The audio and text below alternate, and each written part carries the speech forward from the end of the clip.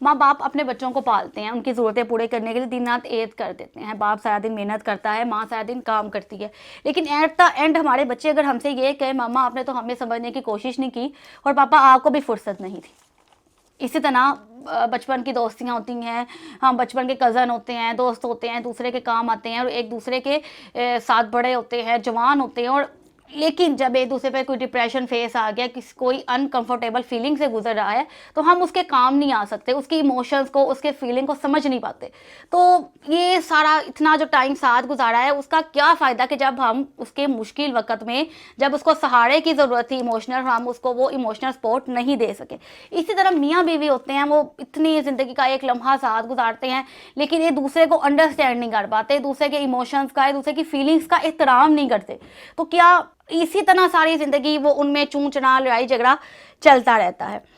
As a friend, as a parents और as a husband and wife, अगर हम एक दूसरे की फीलिंग्स को, एक दूसरे के इमोशंस का मजाक उड़ाएं, उनको ना समझें, तो हम ये क्यों भूल जाते हैं कि कल को हम भी इस अनकंफर्टेबल फीलिंग का शिकार हो सकते हैं, हम भी इन फीलिंग से, इन इमोशन से गुजर सकते हैं, हमारे पे भी ये वक्त आ सकता है। इन्हीं बातों को ज़रूर सोचिएगा और इन्हीं बातों को मद्देनजर रखते हुए चलते हैं अपने लेसन नंबर 7 की तरफ, जो कि है that is looking for more clues. Lesson number 6 में मैंने जिक्र किया था आइडेंटिफाई इमोशंस। आइडेंटिफाई इमोशंस में हमने ये पढ़ा था कि जिन इमोशन से हम खुद गुजर रहे होते हैं, वही इमोशंस अगर हम जब दूसरे उससे गुजर रहे होंगे तो हम उन इमोशन को अच्छी तरह फील कर सकते हैं, अच्छी तरह महसूस कर सकते हैं जब हम खुद उस फीलिंग से, उस इमोशन से गुजर चुके होते हैं। लेकिन that is are looking for more clues में थोड़ा सा एक पॉइंट चेंज है, और जो उसमें लेसन नंबर 7 में मैं आपको बताऊंगी। इसी का दूसरा पार्ट भी है कि इमोशंस को समझने के लिए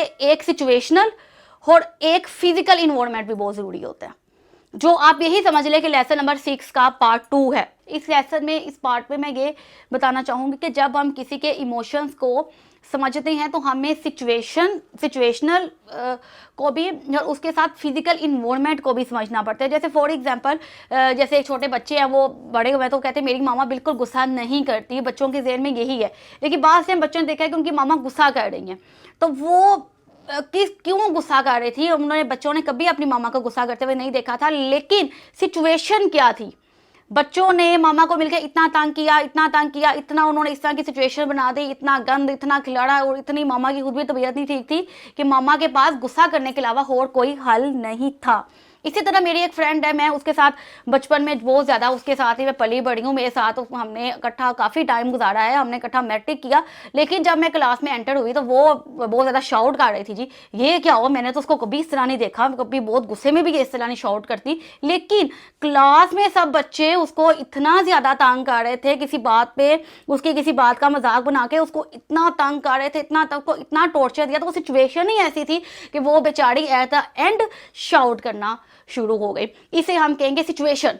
कि सिचुएशन इस तरह की थी कि उसको इन तरह के इमोशंस का वो इजहार करने के अलावा कोई चारा नहीं था। हो सकता है उनका पर्सनैलिटी इस तरह की ना हो, वो इस तरह आम रूटीन में ना करते हो। फिजिकल इन्वायरमेंट में जो बात है वो ये आ जाती है कि जैसे माहौल के, जैसे लाइटिंग भी होते हैं, कुछ लोग होते हैं उन्हें लाइट चली जाए तो उन्हें एलर्जिक होती है, वो फ़ौरन जो है वो डिस्टर्ब होते हैं। कुछ कमरे में पंखा तेज चल रहा है, AC काम नहीं कर रहा, तो वो बहुत ज़्यादा डिस्टर्ब हो जाते हैं, जबकि वो आम रूटीन में ऐसा नहीं रहते। इसको हम कहेंगे फिजिकल इन्वायरमेंट में। तो जो इमोशंस होते हैं, कहना का इन शॉर्ट मैं ये कहना चाहूँगी दोबारा से कि इमोशंस जो होते हैं वो आइडेंटिफाई भी सही करना पड़ता है उनको, उसके बाद सिचुएशन और फिजिकल इन्वायरमेंट को भी मद्देनजर रखना चाहिए, ताकि हम दूसरों को सही तरीके से अंडरस्टैंड करके अपनी सोशल लाइफ को अच्छी तरह मेंटेन कर सकें।